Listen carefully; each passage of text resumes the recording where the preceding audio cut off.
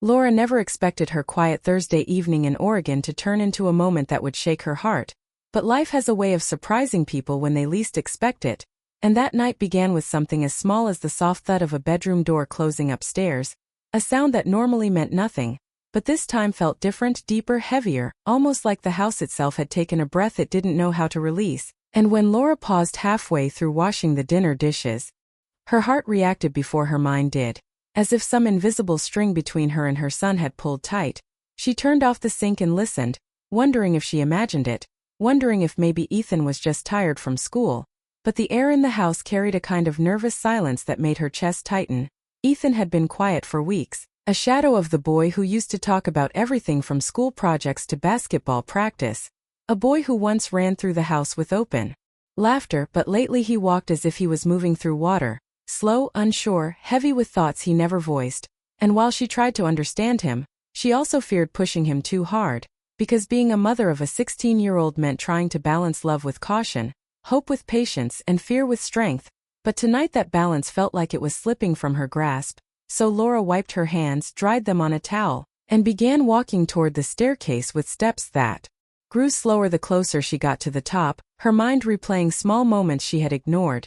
Ethan coming home late, his distracted eyes during dinner, his closed-off posture when she asked how his day went, all the tiny warnings she had brushed aside because she didn't want to believe something was wrong.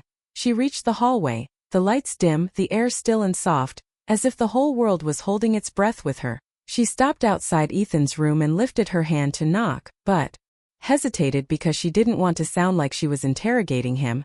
She just wanted to understand him, wanted to help him, wanted him to feel safe telling her anything, so she knocked gently, her voice soft and calm. "Ethan, honey, can we talk?" she asked, her heart pounding as she waited for a sound, a word, anything. But for a moment there was nothing except a faint shuffle from the other side. Then the door clicked open just enough for Laura to see her son's face in the shadowed doorway, and the sight made her heart fall.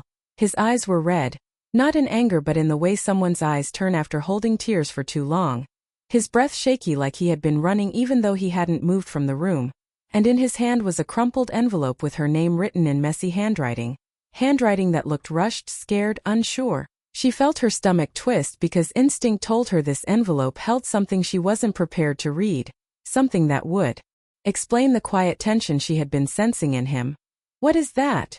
she whispered gently, afraid of the answer but more afraid of staying in the dark. Ethan didn't speak right away.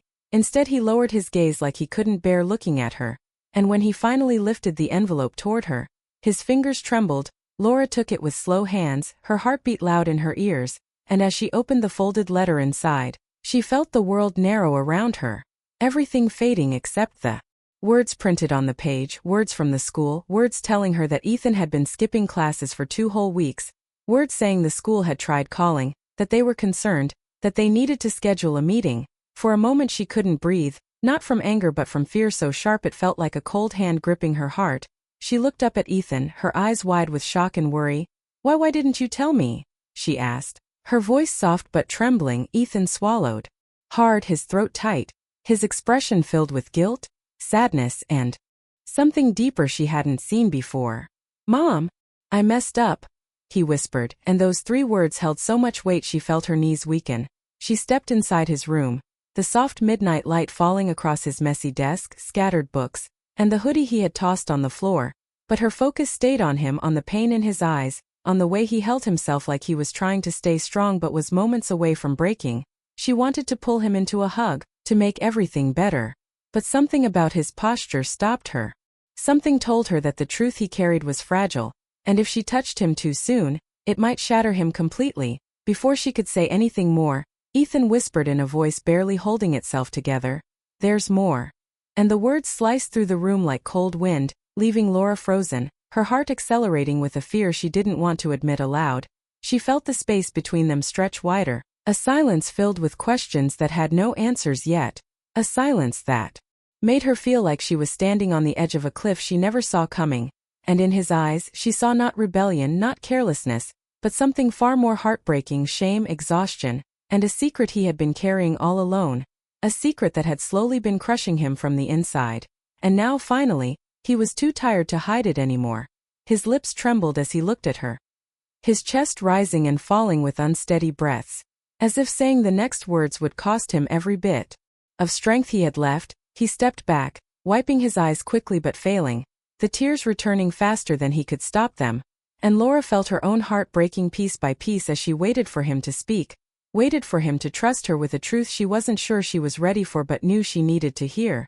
And in that fragile moment, mother and son stood facing each other, both scared, both hurting, both unsure of what the next minute would bring, unaware that this night would become the turning point of their lives, the night everything hidden would finally come to light, the night when love would be tested and fears would be revealed. And yet, within all the fear, Laura felt a strange warmth, a mother's instinct telling her that this moment, painful as it was, would eventually save him, save them both, even if neither of them could see how just yet. And as Ethan opened his mouth to speak again, voice trembling, eyes filled with tears he could no longer hide, Laura felt the world around her quiet completely, the next words hanging between them like a soft, heartbreaking storm ready to break open, and nothing in her life had ever felt as terrifying, or as important, as this single moment. When Laura stepped into Ethan's room and closed the door behind them, the air felt tight, almost heavy enough to touch, and she could see his shoulders shaking even though he tried to hide it, the letter still open in her hand, her heart still pounding from the shock, but now her fear grew sharper because of the trembling in his voice when he said there was more. So she sat on the edge of his bed, trying to keep her own emotions steady, and whispered softly, "Ethan, sweetheart, please talk to me." But he didn't sit.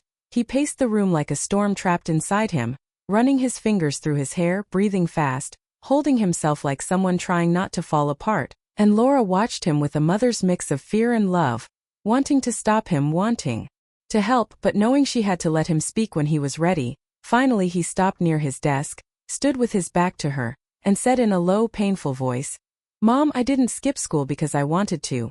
And the words hit her like a quiet blow because they carried guilt but also something deeper, something wounded. She waited, afraid to interrupt, her knees pressing together as she tried to calm the panic rising in her chest. Then he turned slowly, his eyes reflecting a pain he could no longer hide. "I was working," he said, and Laura blinked because the word didn't make sense at first. It felt out of place, unexpected, confusing.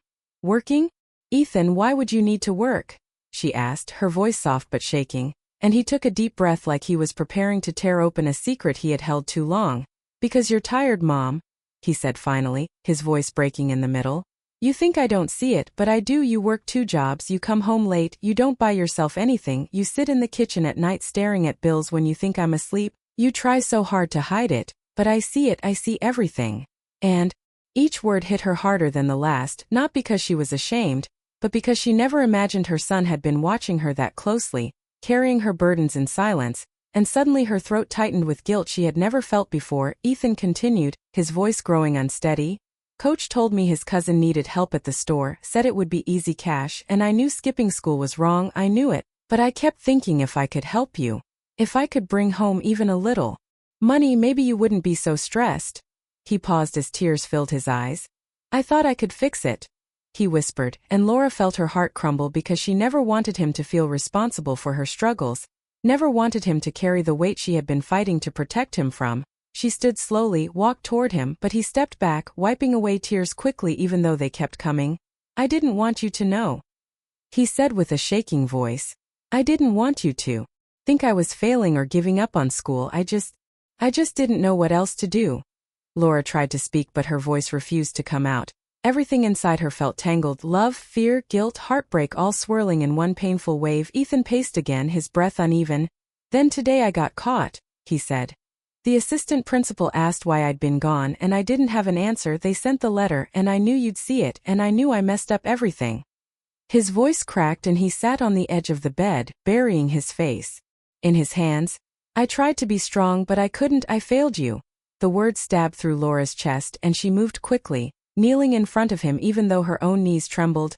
"Ethan, look at me," she whispered, placing her hands gently on his arms, but he shook his head, tears dripping through his fingers. "You didn't fail me," she whispered again, this time more firmly, her voice breaking but filled with love. He lifted his face finally, and the sight of his tears made her heart ache so deeply she had to blink away her own. "You were trying to help me," she said softly. You were trying to protect me, but sweetheart, that's not your job, that's not something you should carry alone. Ethan blinked fast, trying to clear his eyes. But I wanted to help, he whispered, and Laura nodded, brushing his cheek gently. I know, and that means the world to me, more than you know. But hurting your future isn't helping me. Skipping school doesn't make things easier, it only puts more weight on you. Ethan's shoulders shook again, and then he leaned forward, collapsing into her arms like a child who had been strong for too long. His tears soaking into her shirt as he cried in a way he hadn't since he was little, shaking, overwhelmed, exhausted, and she held him tight, one hand on his back, the other in his hair, whispering softly. You're not alone, Ethan, you don't have to fix everything, I'm here. I'm always here. He clung to her like he was afraid she might disappear, and Laura felt her own tears fall silently down her cheeks. Not from anger but from the deep ache of realizing how much pressure her son had been carrying in the quiet hours when she thought he was safe. After a long moment he whispered through his tears, I didn't want you to know how scared I was, and she closed her eyes, pressing her forehead gently against his. You can tell me anything, she said. Anything, I promise. He nodded weakly, wiping his face, but his eyes still held fear, like he was afraid the worst part still wasn't over, and Laura felt it too, an uneasy sense that there was still something he hadn't told her, something hidden in the shadow of his guilt. So she took his hands and whispered, Ethan, is there more? And when he looked at her she saw a flicker of something. Fear, vulnerability, something he had been holding back even now. His lips trembled and he looked down again.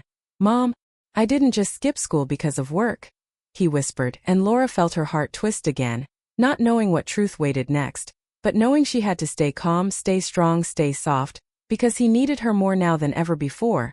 And the room felt suddenly smaller, the air thicker, like the truth he was about to reveal would change everything again. Maybe not in the painful way she feared, but in a way that would tear open emotions he had been hiding for far too long. And as he took a slow, shaky breath, Laura held his hands tighter, ready to face whatever came next with him, no matter how heavy or heartbreaking it might be, because she knew this moment was the bridge between the son she thought she understood and the young man who had been fighting silent battles she had never imagined. And now, finally, he was ready to tell her everything. The next morning arrived quietly, the Oregon sky painted in soft blue and gentle clouds, and even though the world outside looked calm, Laura could feel the weight of everything that had happened the night before sitting heavily in the air. She woke up early, unable to sleep, her mind replaying Ethan's tears, his trembling voice, his confession, his fear that he had failed her, and she knew that today had to be different. Today was the day she would begin helping him heal, understand, and move forward. So she moved around the kitchen slowly, making breakfast even though her hands were still shaking slightly, the smell of warm toast filling the house, and when she heard Ethan's footsteps coming downstairs, she looked up with a soft, tired smile. He entered the kitchen quietly, his eyes still puffy, his shoulders slouched as if he was afraid to face her, afraid she might still be disappointed or angry. But Laura pulled out a chair for him gently and said in a calm voice, Sit with me. And he did, lowering himself into the seat with a heaviness that made her heart ache. She pushed the plate toward him, but he barely glanced at it, the silence between them long and thick until she finally spoke. Ethan, we're going to fix this together. And the way she said it wasn't soft or hesitant, it was firm, steady, full of determination that surprised even her. Ethan stared at the table, picking at the edge with his fingers, then finally whispered, Mom, there's still something I haven't told you. And Laura felt her chest tighten again, but she kept her face calm and nodded gently, encouraging him to go on. He swallowed hard, his voice barely above a whisper. I didn't just skip school because of the job. I was scared I was falling behind in math, I was scared I would fail, I didn't understand the lessons, and every day it got harder and harder to walk into that classroom. I didn't know how to ask for help. And those words hit her like a wave because she recognized that fear. She had lived that fear as a teenager too. She understood how heavy it could be. She reached out and placed her hand on his gently, not in judgment but in comfort. Why didn't you tell me? She asked softly, and he shook his head, his voice trembling again. Because I didn't want to be another problem for you, he whispered. I see how hard you work, how tired you are, and I thought if I told you it would make everything harder. I didn't want to add to your worries. Hearing that made her eyes sting, because she had spent years trying to protect him from her struggles, but she never realized he was trying to protect her from his own. Sweetheart, you're never a problem, she whispered, squeezing his hand. You're my child, you're my heart, you can come to me with anything. I would rather know your struggles than watch you fight them alone. He looked up at her with eyes full of guilt and relief mixing together, and she could see how tired he was, how overwhelmed he had been carrying everything on his own. I'm sorry, he said softly, but she shook her head quickly. We don't stay in sorry, she said, we move forward. And he nodded slowly, wiping his eyes again. She took a deep breath and continued. First thing we're going to do is call your school, explain everything, ask for help, they'll understand. Teachers want their students to succeed. But Ethan hesitated, fear flickering in his eyes. What if they're mad? He asked quietly. And Laura gave him a reassuring smile. They won't be mad, they'll be relieved you're asking for help now. And for the first time since the previous night, he gave a tiny nod that showed he believed her.